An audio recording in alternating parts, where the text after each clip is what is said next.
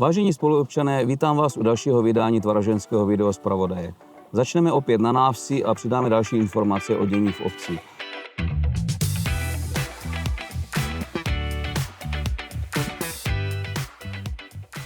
Ale než začnu informacemi o vlastní návsi, rád bych zmínil událost, která se odehrála 4. července tohoto roku, kdy jsme navštívili naši družební obec Kvačany na Slovensku Liptovské Mary. Zúčastnili jsme se už 15. ročníku soutěže ve vaření kotlíkového guláše Kvačanský kotlík 2026. Naši obec v této soutěži reprezentovala 2 družstva. Při této příležitosti jsme si také připomenuli výročí 20 let přátelství a spolupráce s obcí Kvačany.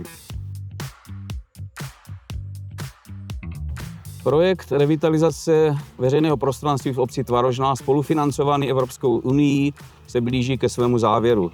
Jsem rád, že mohu konstatovat, že bylo v obci vytvořeno moderní a atraktivní prostředí pro obyvatele a návštěvníky obce. Je tu nový mobiliář, 9 nových hlaviček, nové veřejné osvětlení.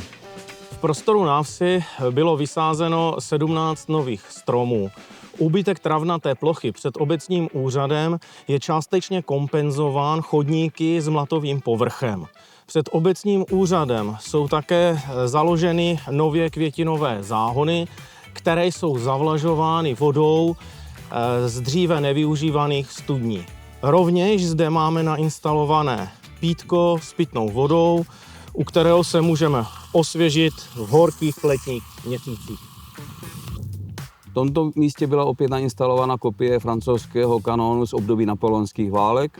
Chtěl bych poděkovat panu Antonínu Daňkovi z Tvarožné, který provedl kompletní rekonstrukci lafety, a také bych chtěl poděkovat za finanční podporu Jihomoravskému kraji, který se podílel na spolufinancování této opravy.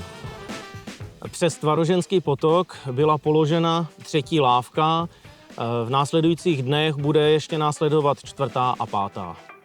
Do koryta potoka byly položeny tyto kamenné nášlapy pro jeho dobrodružnější zdolávání. Všem divákům tvaroženského videozpravodaje přeji pěkný letní den a vítám vás na 33. táboře tvaroženských skautů. Prostřednictvím videozpravodaje a kamery vás zveme na návštěvu našeho tábora, abyste se mohli podívat, jak se nám zde dobře žije i bez vymožeností, jako je elektrika a signál mobilních operátorů. Pojďme dál.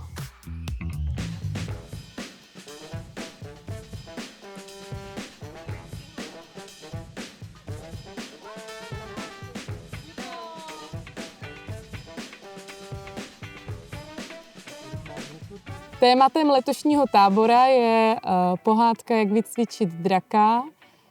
Se mnou tady na videu je Bezzubka, maskot našeho tábora.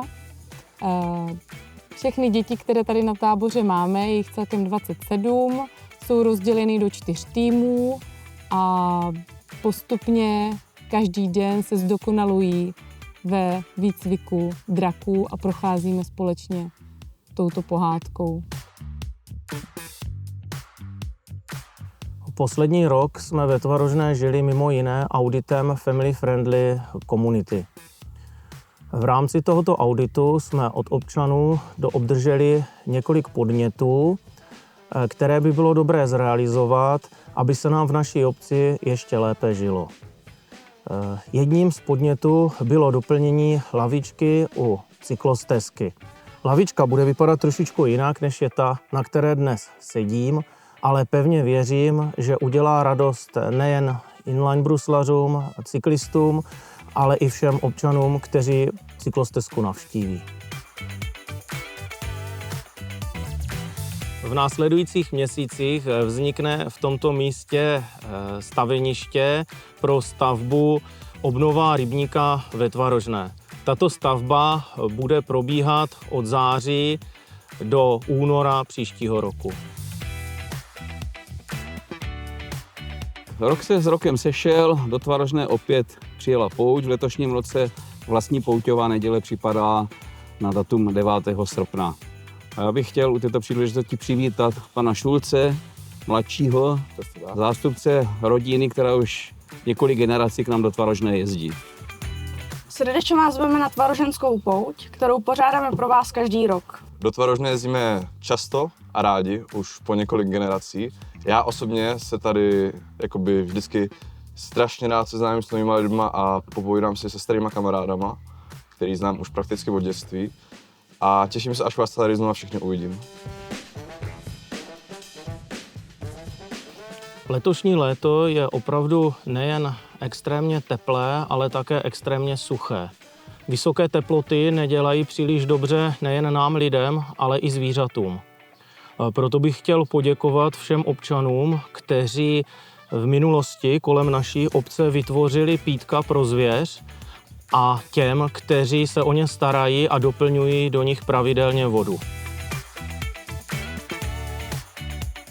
A v závěru bych rád ještě doplnil pozvánku pro vás na předpouťové kulturní akce do Tvarožné, ve čtvrtek letní kinofarálu Kosmák, v pátek diskotéka, v sobotu tvaroženské pouťové Winefest s cymbálovkou a s kapelou Jambox a v neděli opět letní kino. A ještě pozvánka na závěr srpna, 23. srpna, budou hasiči pořádat soutěž v požárním útoku o pohár starosty SDH Tvarožná. Ve Tvarožné na pouti a u dalšího dílu tvaroženského videozpravodaje se těšíme na viděnou.